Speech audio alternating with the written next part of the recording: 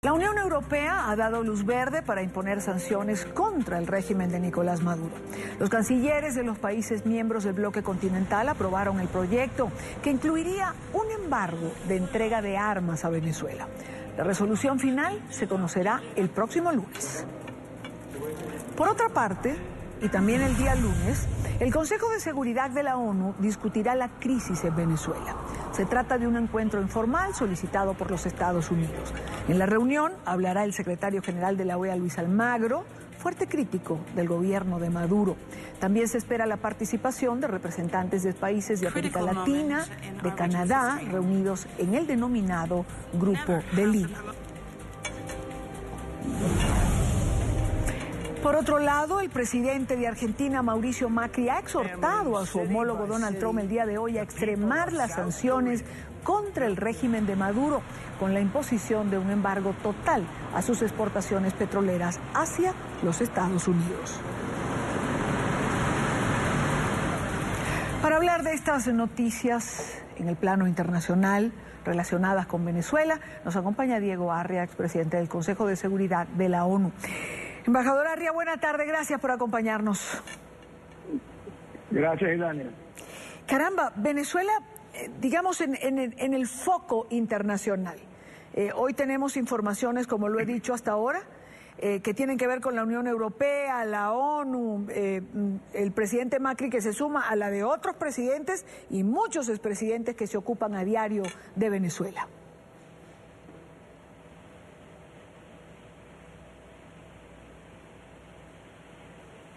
¿Qué? ¿Me escuchó, embajador? Oí toda la introducción, sí. ¿Me preguntaste algo al final? No, decía, Venezuela está justo en el foco de la opinión internacional. Venezuela como centro de discusión, como punto de reflexión. ¿Tendrá algún resultado en esta oportunidad?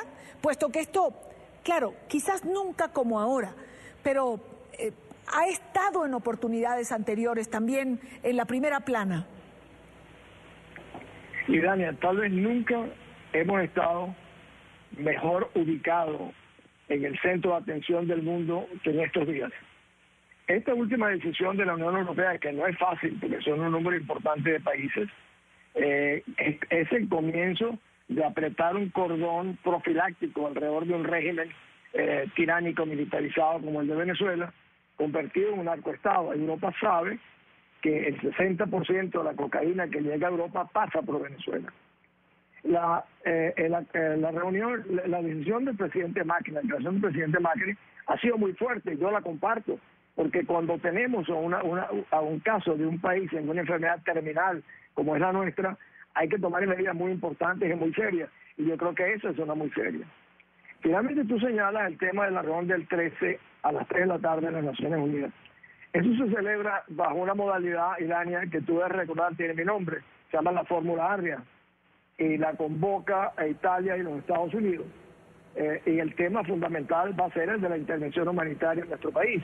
Pero tú te imaginas que cuando yo contribuí a crear esa modalidad del Consejo de Seguridad, la hicimos para proteger a países que estaban en guerra, Yugoslavia, Ruanda, Somalia, Sudáfrica, sí. Y que ahora yo voy a estar presente, invitado justamente por los gobiernos de Estados Unidos e Italia, para estar presente y declararé.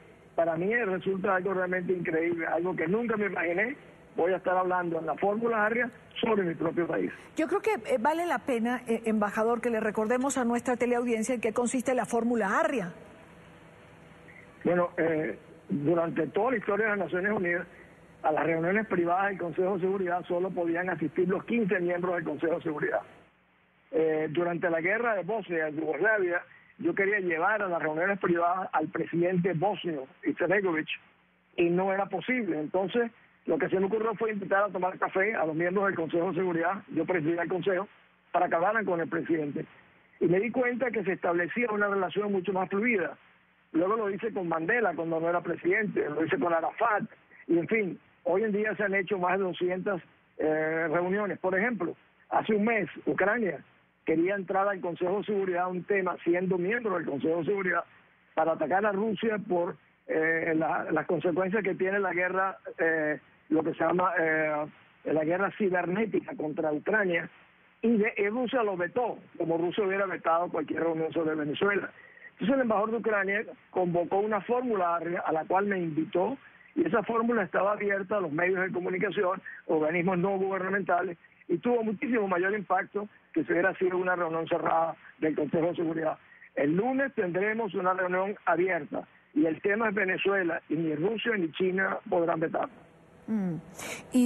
Y tendrá seguramente, como ocurrió con el caso de Ucrania que usted señala, mucho más impacto que si fuese una reunión a puerta cerrada. Claro, es un tema que convoca, que ocupa a la comunidad internacional. Y para usted, lo acaba de decir, pero se lo quiero preguntar de nuevo, tiene que ser muy satisfactorio. No solamente que se aplique la fórmula ARI en relación a Venezuela, que es su país, sino que lo inviten para estar presente en este encuentro.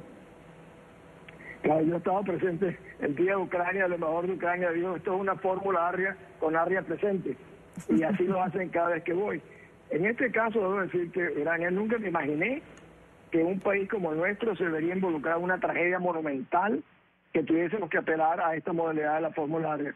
Lo que tendría que ser un motivo de alegría no lo es un motivo de una profunda tristeza, pero me doy cuenta que al final esa modalidad que inventé para otros pueda servir para el rescate de mi propio país. Ojalá y así sea. Y quiero ir a lo de la Unión Europea, porque hace muchos meses, embajador Arrias, se está discutiendo en relación a las sanciones de la Comunidad Europea. Sabemos que hay países como Portugal, por lo menos es lo que trascendió en un momento, que no estaban muy de acuerdo. O sea que llegar a este punto de que finalmente se dé luz verde ha sido un buen manejo dentro de la Unión Europea y un éxito finalmente para quienes estaban a favor de aplicar estas sanciones.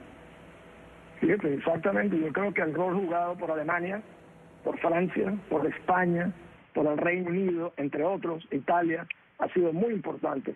Y también al mismo tiempo ver la reacción de Canadá, de esta otra parte del mundo, ha contribuido a acelerar ese proceso. Y realmente es una oportunidad extraordinaria lo que está surgiendo gracias. Y por ejemplo, los españoles piensan adoptar medidas para actuar contra aquellos venezolanos, lo que nosotros llamamos revolucionarios, que se han afincado en España, para sacarlos de España. Hace poco hacer un poco de profilaxia de todos los ladrones que se han ido mudando a España, de que es donde más se han concentrado todos aquellos que han robado parte del patrimonio venezolano.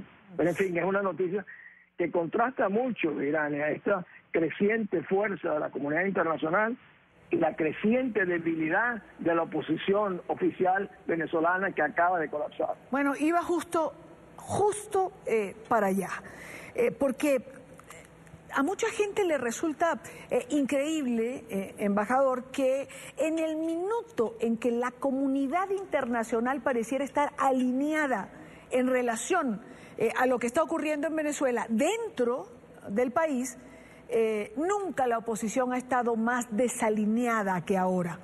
Y tampoco se comprende que con las pocas garantías electorales que hay, que con el resultado del proceso electoral llevado a cabo para elegir gobernadores, ahora se vaya a participar en un proceso electoral del próximo 10 de diciembre para escoger alcaldes en Venezuela.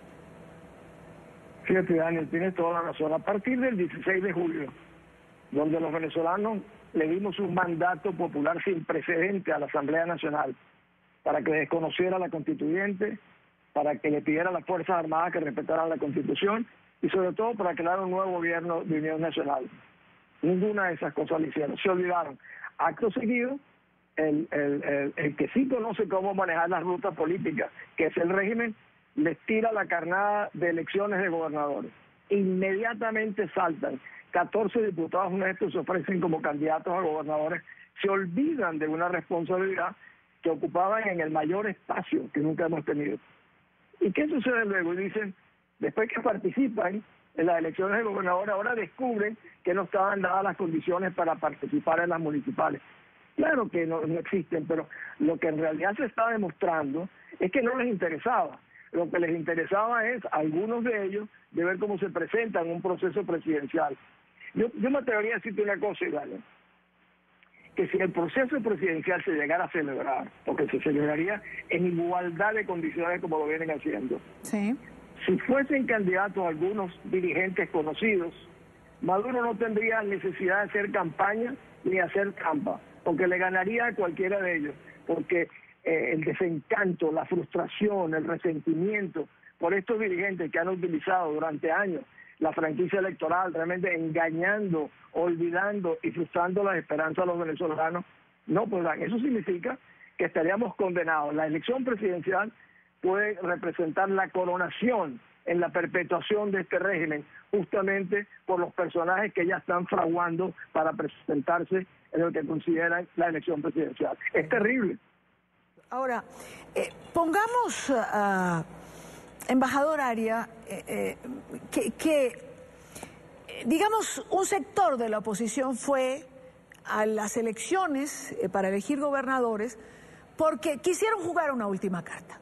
Como Enrique Capriles, por ejemplo, que dijo, se acabó la ruta que defendí, la ruta electoral. Vimos toda la manipulación del Consejo Nacional Electoral, los cambios de centro a última hora. Hemos visto todo lo que ha ocurrido y hemos visto, digamos que los partidos quizás más representativos, excepto Acción Democrática y el señor Ramos Aluc, que han dicho que las condiciones evidentemente no están dadas.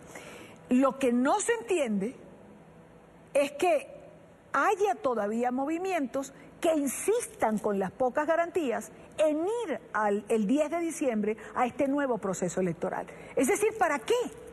¿O es que creen que van a ganar? ¿O es que hay, y es terrible tener que decirlo, pero conversaciones en torno a esto? ¿Por qué legitimar o seguir legitimando un proceso que a todas luces no tiene garantías? Una vez creo que conversamos tantas conversaciones interesantes que he tenido contigo a lo largo de los años, que primero pasó la oposición a un proceso de cohabitación, luego ahora es de colaboración y finalmente de entrega. Un financista muy famoso, Warren Buffett, decía que cuando la marea baja veremos quiénes se bañaban desnudos, o sea, quiénes estaban engañando, diciendo lo que tenían, que no tenían. Bueno, la marea bajó en Venezuela, bajó, y nos estamos dando cuenta en manos de quienes estamos. Es realmente vergonzoso el rol que están cumpliendo.